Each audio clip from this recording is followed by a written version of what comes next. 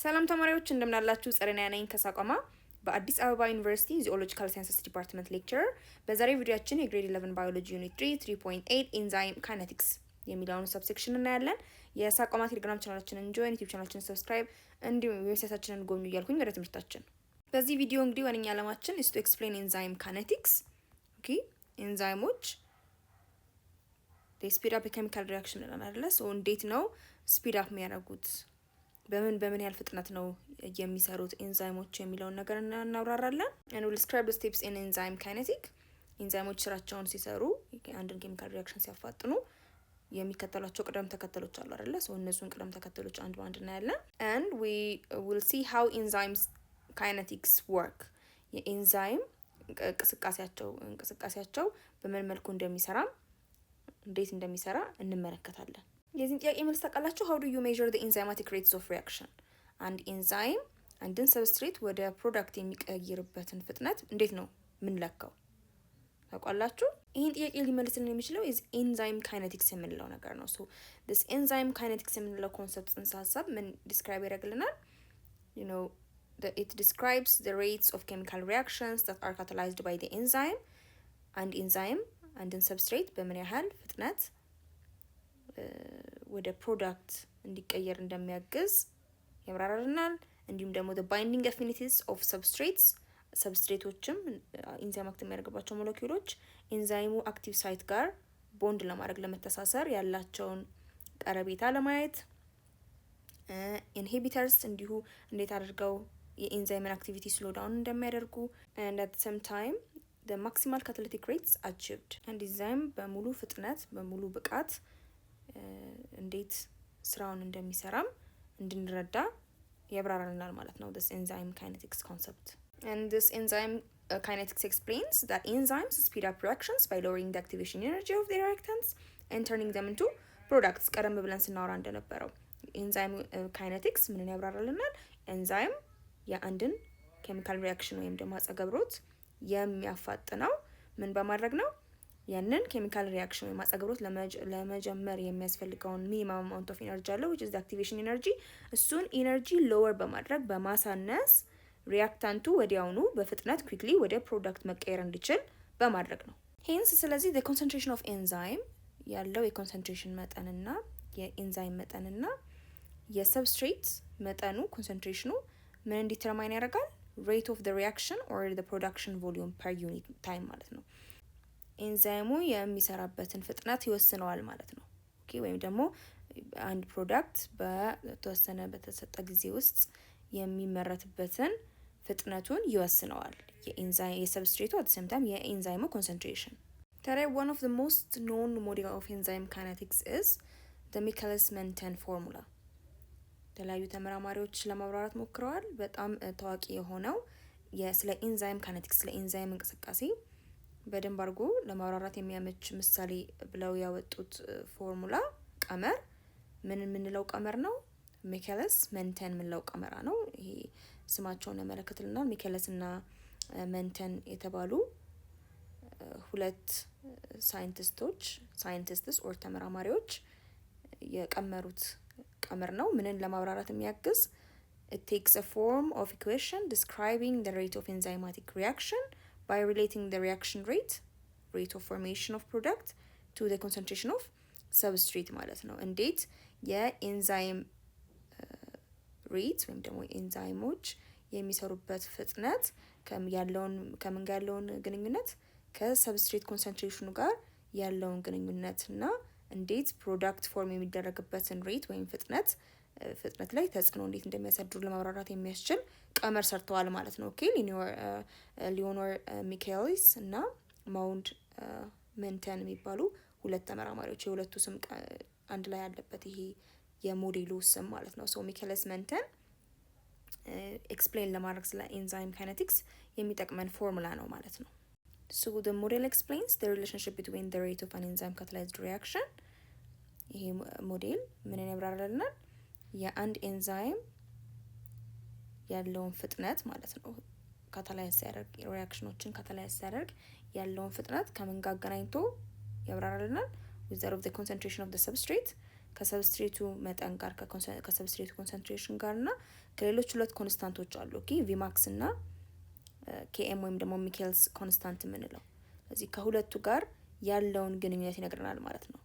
ሶ ቪ1 አለ ምንድነው this v1 it is the reaction rate ኦኬ ልናውቅ የምንፈልገው ነገር በምን ያህል አንድ ኢንዛይም የኬሚካል ሪያክሽንን ያፋጥናል የሚለውን ሬት አይደል ማወቅ የምንፈልገው። ሶ the reaction rate በምን ቀመር ማግኘት እንችላለን? በምን ፎርሙላ ካልኩሌት አድርገን ቪማክስ አለ። ይሄ ቪማክስ is the maximum rate of reaction ነው።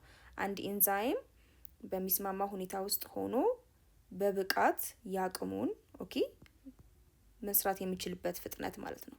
ሶ እሱ ፍጥነት ሲባዛ በሰብስትሬት ኮንሰንትሬሽን ኦኬ ኮንሰንትሬሽን ሰብስትሬት ምን ያህል የሰብስትሬት አማውንት አለን የሚለው ማለት ነው እዚህ ጋር ሲካፈል ለኬኤም ኬኤም ደግሞ ሚኬልስ ኮንስታንት ነው። this ኬኤም ሚኬልስ ኮንስታንት ምን እንደሚያመለክተው ኤንዛይሙ ከሰብስትሬቱ ጋር ባይንድ ለማድረግ ያለውን ኤፊኒቲ ነው የሚያመለክተው። ኤፊኒቲ ማለት በምን ያህል ጥንካሬ ነው የተሳሰሩት ሰብስትሬቱ እና ኤንዛይሙ የሚለውን የሚያመለክትልን ነው ማለት ነው። ሶ እሱ ሲደመር አገን with that of the substrate concentration አድርገን ምንም ማግኘት እንችላለን። አንድ ኤንዛይም በምን ያህል ፍጥነት ኬሚካል ሪያክሽንን እያፋጠነ እንዳለ ካታላይዝ እያደረገ እንዳለ ማግኘት እንችላለን። so here is the formula again v1 ምንድነው የሚወክልልን? it's the initial velocity or the rate reaction እየፈለግን ያለነው ነገር ነው። and there is vmax or the maximum velocity ይሄ ምን ሲሆን ነው? it's the maximum rate of reaction ነው። ኤንዛይሙ በፉል ካፓሲቲው በሙሉ አቅሙ ካታላይዝ ቢያደርግና እየሰራ ቢሆን የሚኖረው የፍጥነት መጠን ማለት ነው the maximum velocity and the substrate concentration ደግሞ is this and we have the km constant or ደግሞ Michel's constant የምንለው አለ። it is the substrate concentration at half maximal velocity ምንን ያመለክታል ብለናል? ኤንዛይሙ ከሰብስትሬቱ ጋር ያለውን የትስስር ጥንካሬ ያመለክትልናል። በዛውም ደግሞ የሰብስትሬቱ ኮንሰንትሬሽንን ነው የሚያመለክትልን ምን ላይ ልክ የኤንዛይሙ ማክሲማል ቬሎሲቲ ሃፍ ላይ ሲደርስ የማክሲማል ቬሎሲቲው ሃፍ ኦፍ ዲስ ማክሲማል ቬሎሲቲ ላይ ሲደርስ ያለው የሰብስትሬት ኮንሰንትሬሽንን ነው የሚወክልልን ማለት ነው። ስለዚህ አሁን ደግሞ በደንብ እንዲገባል በምሳሌ እንየው።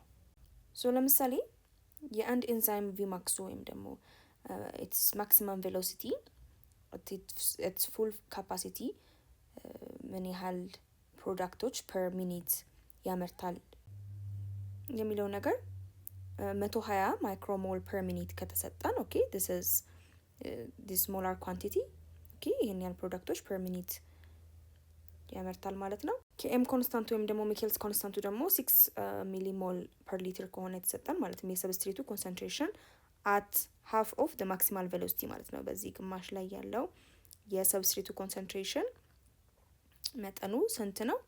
6 ሚሊሞል ፐር ሊትር ነው። and the substrate concentration as a whole ደግሞ ያለው የሰብስትሬቱ መጠን ወይም ኮንሰንትሬሽኑ 3 ሚሊሞል ፐር ሊትር ነው ማለት ነው። ስለዚህ እነዚህ የተሰጡን ነገሮች ይዘን what do we calculate? we calculate the rate reaction ማለት ነው። so አሁን ኤንዛይም በምን ያህል ፍጥነት ነው እያፋጠነ ያለው ኬሚካል ሪያክሽን የሚለውን ነገር ማግኘት እንችላለን። ካልኩሌት አድርጉ እስቲ። so when we calculate the rate of reaction ቪማክሳችን ምንድነው ብለናል? 120 ነው።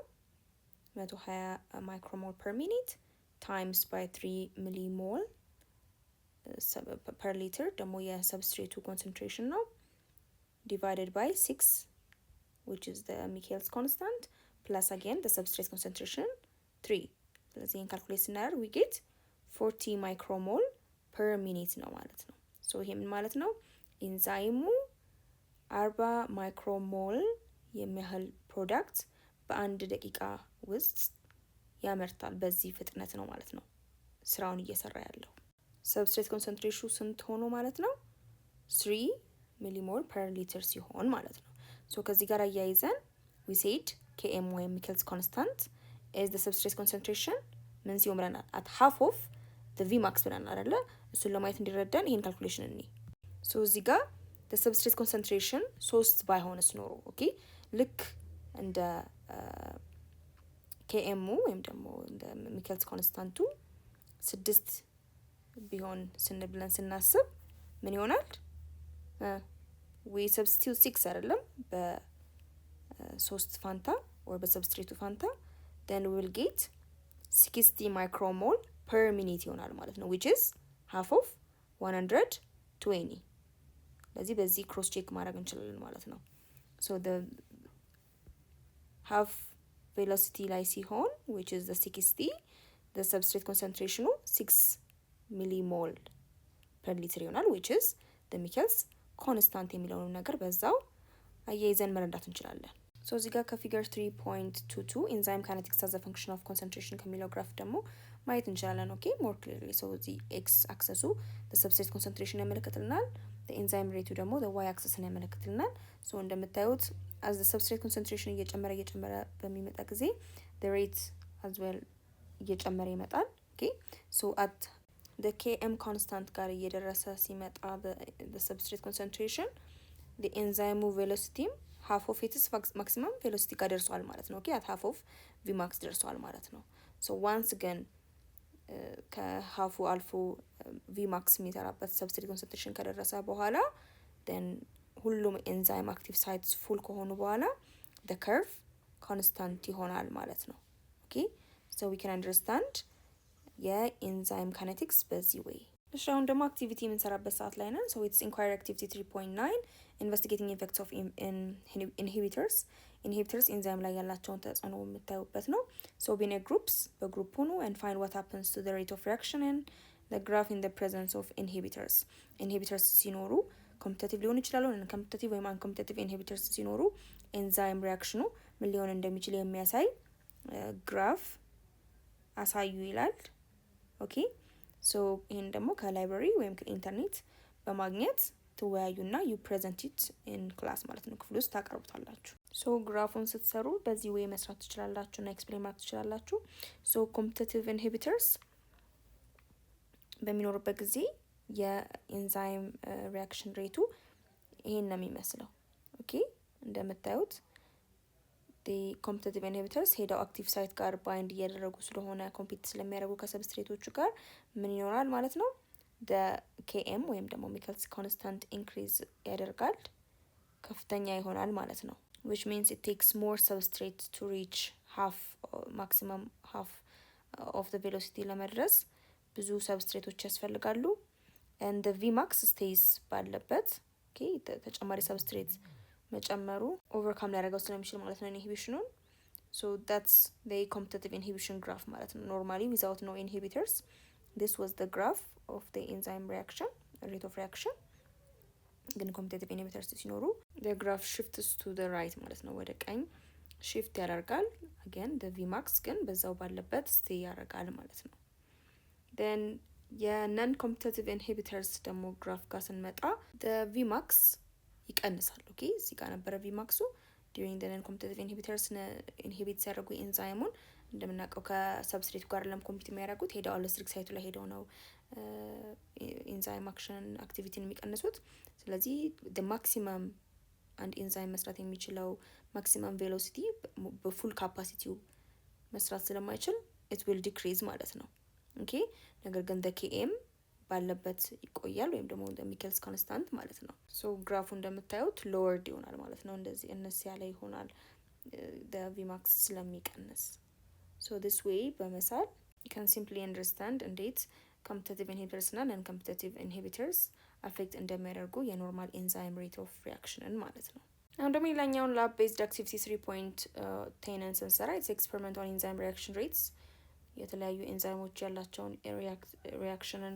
ስፒድ አፕ የማድረጋቸውን የፍጥነት ሁኔታ ለማጥናት ይጠቅመናል so the main objective is to test for enzyme reaction እንዴት ኤንዛይሞች የተለያዩ አጸግብሮቶችን እንደሚያፋጥን የአጸግብሮቶችን ሂደት እንደሚያፋጥን ፍጥነቱን ለማየት ይረዳናል ማለት ነው so the objective is test for enzyme reaction the materials የሚያስፈልጉን beef liver የበሬ ጉበት ፖቴቶ ድንች ካሮት 3 test tubes okay 3 test tubes hydrogen peroxide solution and knife ወይም ቢላ ያስፈልጉናል so ወደ ፕሮሲጀሩ ስንሄድ ምን እናደርጋለን label the test tubes as A for beef liver B for potato C for carrot ማለት ነው ሶስቱን ቴስት ቲዩቦች A B C ብለን እንሰይማቸዋለን A ምን የሚገባበት ነው የበሬ ጉበቱ የሚገባበት ድንቹ የሚገባበትና ካሮቱ የሚገባበት ብለን ማለት ነው so ምን እናደርጋለን ቀጥለን we chop the beef liver የበሬ ጉበቱን እንቆራርጥና ቴስት ቲዩብ ኤ ውስጥ እንከተዋለን። ፖቴቶን ደግሞ ቆራርጠን እንዲሁ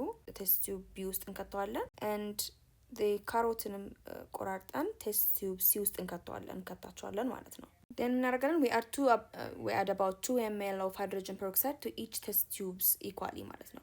ሁሉም እያንዳንዱ ቴስት ቲዩብ ውስጥ 2 ml የሚያህል ሃይድሮጅን ፔሮክሳይድ እንጨምራለን። ከዛ we observe the rate of enzymatic reactions of each test tube and measure the height of bubbles and speed or time rate. እዛ እያንዳንዱ ቴስት ቲዩብ ውስጥ የተፈጠረውን በብል ወይም አረፋ እንለካለን ማለት ነው፣ በምን ያህል ፍጥነት እንደተፈጠረ። ሶ በዚህ ይሄን ኤክስፐሪመንት ስንሰራ አሳስ የምናደርጋቸው ነገሮች what were the reaction rates in test tube A and B and C? A B C ውስጥ ያያችሁት ለውጥ ምንድነው? በምን ያህል ነው ሪአክሽን ሬቱ ሲፈጠር ያያችሁት? which of the reaction was the fastest? ፈጣኑ የትኛው ነበር ከሶስቱ? and why was the reaction in A the highest? ከሶስቱ A ላይ ወይም ደግሞ ቢፍ ሊቨር ያለበት ቴስት ቲዩብ ውስጥ የነበረው ሪአክሽን በብል ፎርም ማድረጉ ፈጣን ከነበረ ለምንድን ነው? ሶ ኦብዘርቭ ስታደርጉ እንግዲህ እንደዚህ ከታቻቸው ምንድነው የምታስተውሉት? ቲዩብ ኤ ላይ ወይም ደግሞ ጉበቱ ያለበት ላይ ቪጎረስ የሆነ በብሊንግ ታያላችሁ ቬሪ ኩክሊ፣ ወዲያውኑ ፈጣን የሆነ አረፋ ሲፈጠር ታያላችሁ። ቴስት ቲዩብ ላይ ሞዴሬት የሆነ በብሊንግ፣ መካከለኛ የሆነ ፖቴቶ ያለበት ቴስት ቲዩብ ማለት ነው። ካሮቱ ውስጥ ያለው ደግሞ ትንሽ ወይም ምንም አይነት በብል ሳይፈጠር ታያላችሁ። ኦኬ አረፋ ሳይፈጠር ታያላችሁ። ሶ ለመጀመሪያው ጥያቄ መልስ ያው the fastest የነበረው the beef liver ያለበት ነው፣ ሞዴሬት የነበረው ፖቴቶ። the slowest ደግሞ the ካሮት ነው። so which of the reactions was the fastest? beef liver ነበረ fastest ሆኖ ያየ ነው። ለምንድን ነው እንደዛ የሆነው ካለን it's because beef liver contains a very high amount of enzyme catalase. የጉበት ስጋን ካየን የበሬ ጉበት ስጋን ካየን በውስጡ ከፍተኛ የሆነ ካታሌዝ ኤንዛይም ይይዛል። ለዛ ነው which rapidly breaks down the hydrogen peroxide in water and oxygen ማለት ነው into water and oxygen። ለዛ ሃይድሮጅን ፔሮክሳይድ ልክ ሲጨመርበት ወዲያውኑ ብዙ ካታሌዝ ኤንዛይሞች በውስጡ ስላለ ያንን ሃይድሮጅን ፔሮክሳይድ ወደ ዋተር እና ኦክሲጅን ሰባብሮ ፕሮዳክቶች ስለሚሰጥ የነዛ ፕሮዳክቶች የኦክሲጅኑ ፕሮዳክት መፈጠር ነው ኃይለኛ በብል አረፋ የሚታየው ማለት ነው። ከቢፍ ሊቨሩ ደግሞ ጋር ስናነጻጽረው የፖቴቶ ውስጥ እና ካሮት ውስጥ ያለው ካታሌዝ ኤንዛይም አነስተኛ ነው። so their reactions were slower ማለት ነው because of the enzyme concentration low ስለሆነ ማለት ነው በፖቴቶ እና በካሮት። ያው ከቢፍ ሊቨሩ ቀጥሎ ፖቴቶ፣ ከዛ ደግሞ በአነሳ መልኩ ያለው ካሮት ስለሆነ so እንዲህ ብለን ኤክስፐሪመንት አክቲቪቲውን ልንሰራ እንችላለን። የዛሬ ቪዲዮአችን ይህን ይመስል ነበረ። ስለ ኤንዛይም ካይኔቲክስ በደንብ እንደገባችሁ ተስፋ አደርጋለሁ። በቀጣይ ቪዲዮ ደግሞ 3.9 application of enzymes in industries and their benefits የሚለውን ሰብሴክሽን እናያለን። የሳቋማ ቴሌግራም ቻናላችንን ጆይን፣ ዩቲዩብ ቻናላችንን ሰብስክራይብ፣ እንዲሁም ዌብሳይታችንን ጎብኙ። ጥያቄዎች፣ አስተያየቶች ካሏችሁ እዛ ላይ ጻፉልን። በቀጣይ ቪዲዮ እስከምንገናኝ ድረስ ሰላም ሁኑ።